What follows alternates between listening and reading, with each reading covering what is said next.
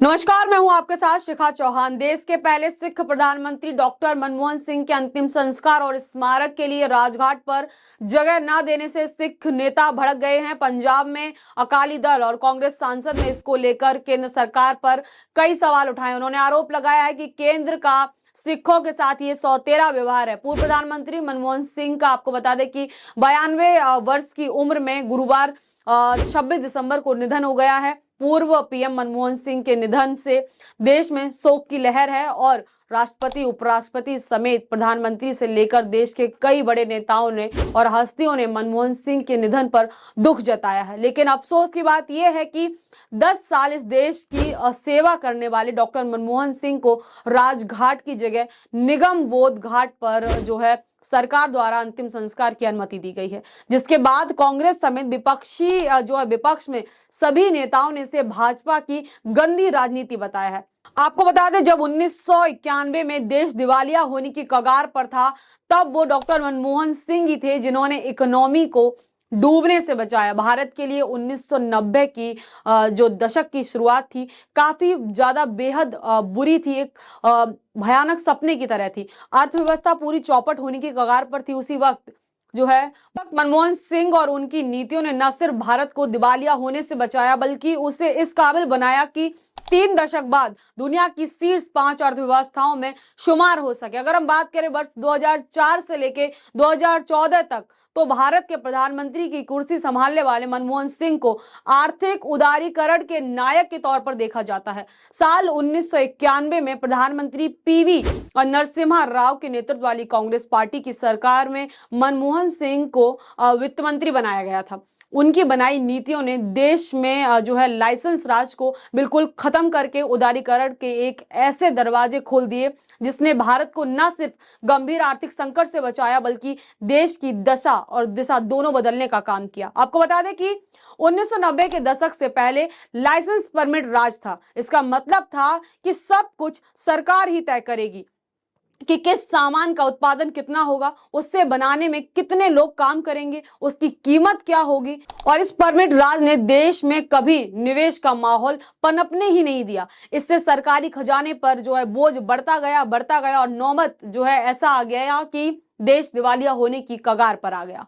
भारत को उस समय अपने जरूरी खर्च चलाने के लिए अपना सोना विदेश में गिरवी रखना पड़ा था। भारत के पास सिर्फ उतना ही विदेशी मुद्रा थी जिससे वो 2 हफ्ते तक आयात का खर्च उठा सकता था। देखिए, उस समय केंद्र में नरसिम्हा राव की सरकार थी। उन्होंने वित्त मंत्री की जिम्मेदारी मनमोहन सिंह को सौंपी, जिसके पीछे का सिर्फ एक ही कारण है कि चीजें बैलेंस हो जाए। उस टाइम वही उन्हें वित्त मंत्री बनाने का वही मकसद था। और उस वक्त भारत की साख बेहद गिर चुकी थी।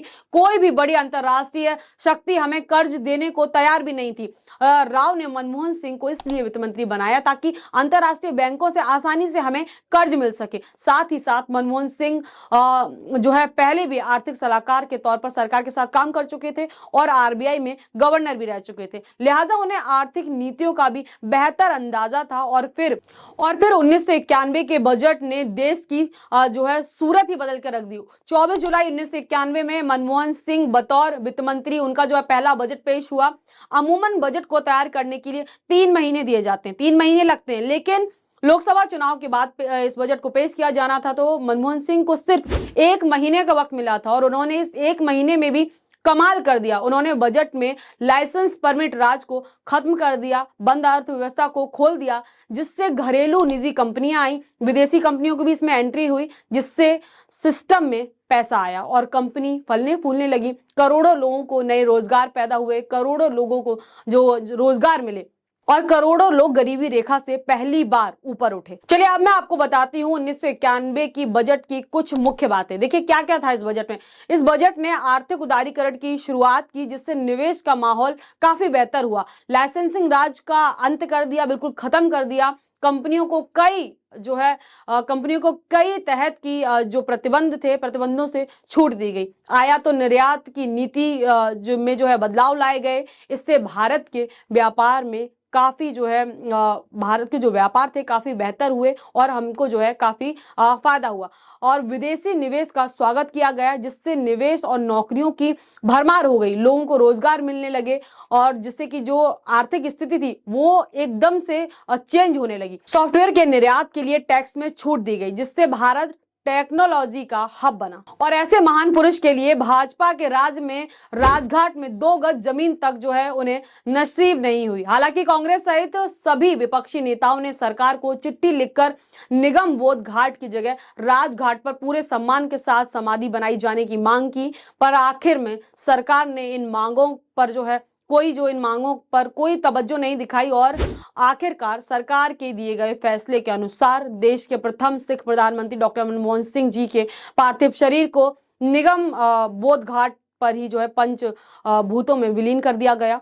आइए एक नजर डालते हैं अब उन प्रतिक्रियाओं की ओर जो कांग्रेस समेत जो बाकी दल है उनकी तरफ से क्या कुछ प्रतिक्रिया आई हैं, वो लोग क्या कह रहे हैं। देखिए, संजय सिंह का कहना है कि केंद्र सरकार की सोच बहुत ही ओछी है, मनमोहन सिंह देश और दुनिया के महान अर्थशास्त्री थे। संजय सिंह का कहना है कि केंद्र सरकार की सोच बहुत ओछी है, मनमोहन सिंह देश और दुनिया के महान अर्थशास्त्री थे।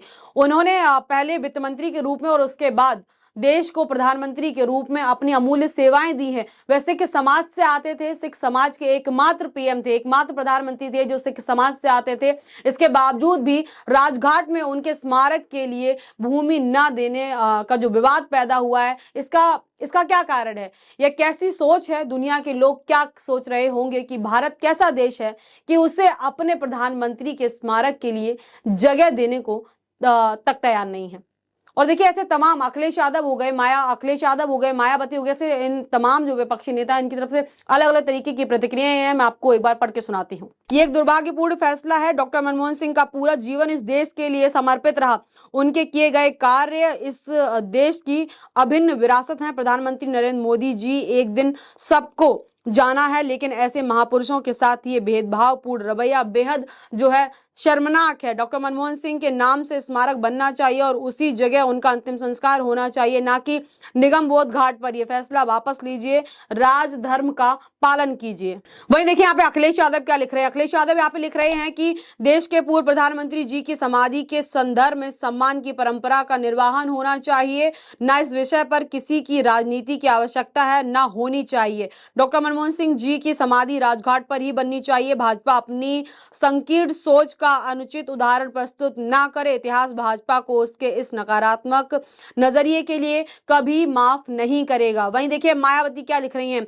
मायावती ने लिखा है कि केंद्र सरकार देश के पहले सिख प्रधानमंत्री रहे डॉक्टर मनमोहन सिंह के देहांत होने पर उनका अंतिम संस्कार वहां कराए जहां उनके सम्मान में भी स्मारक आदि वहीं बनवाए जहां उनके परिवार की दिली इच्छा। देखिए पहला पॉइंटर 2 पॉइंटर्स के जरिए जो है उन्होंने यहाँ पे पोस्ट किया है। ये पहला पॉइंटर मैंने आपको पढ़ के सुनाया है, दूसरा पॉइंटर मैं आपको पढ़ के सुनाती हूँ। दूसरे पॉइंटर में उन्होंने लिखा है कि अर्थात इसके लिए कोई भी राजनीति करना ठीक नहीं है और इन मामलों में केंद्र सरकार इनके परिवार की व सिख समाज की भावनाओं का जरूर सम्मान करे तो यह उचित होगा। देखिए प्रदेश के पूर्व शिक्षा मंत्री डॉक्टर दलजीत चीमा ने कहा है कि अत्यंत दुखद है कि डॉक्टर मनमोहन सिंह के अंतिम संस्कार के लिए एक सम्मानजनक जगह और स्मारक निर्माण की मांग को ठुकरा दिया गया है। सिख समुदाय से आने वाले पहले और एकमात्र प्रधानमंत्री के रूप में उनकी विरासत अत्यंत महत्वपूर्ण है। यह सुनिश्चित करना कि अल्पसंख्यकों को सम्मान और मूल्यवान महसूस हो हमारा नैतिक और राष्ट्रीय कर्तव्य है। वही देखिए यहाँ पे जो सांसद हैं संजय सिंह और सांसद संजय सिंह क्या लिख रहे हैं। सांसद संजय सिंह कह रहे हैं कि उन्होंने कहा कि बीजेपी खुद को सबसे सुसंस्कृत कहती है। मुझे जो है एक पूर्व प्रधानमंत्री का नाम बताइए जिनका अंतिम संस्कार जो है निगम बोध घाट पर किया गया हो। यहाँ पे देखिए उन्होंने सरकार के सामने सवाल खड़ा किया है कि एक भी पूर्व प्रधानमंत्री का नाम बता दीजिए जिसका जो अंतिम संस्कार है जो निगम बोध घाट है उस पर किया गया हो। तो इस खबर में से इतना ही। आपकी क्या राय इस पूरे मुद्दे पर हमें कमेंट सेक्शन में जरूर बताइएगा। इस खबर में से इतना ही। इसी तमाम खबरों के लिए जुड़े हमारे साथ। तब तक के लिए मुझे दीजिए इजाजत। बहुत बहुत धन्यवाद।